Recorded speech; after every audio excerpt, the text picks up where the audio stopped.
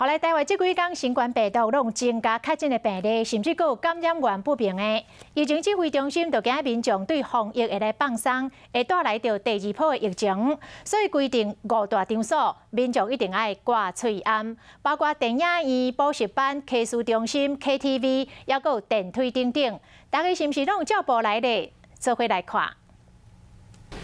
今日补习班的教室，规百高中生，还有台顶的老师，拢乖乖要挂喙罨。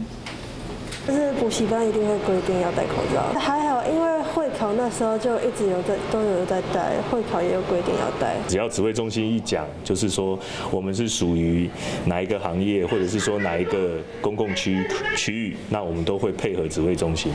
所以当部长决定说要就是大家还是要注意戴口罩这件事情，那我们就全部动起来。进出新帮我携带票根，记得帮我携带口罩。 伫电影院门口排咧验票，嘛是爱挂喙罨。囡仔想要看电影，都爱乖乖啊听话。大人囡仔拢共款，是讲若要食物件，喙罨嘛是爱拔落来。客人的自主佩戴性本身就高达了70% 以上。那影城部分的话，还是会加强宣导。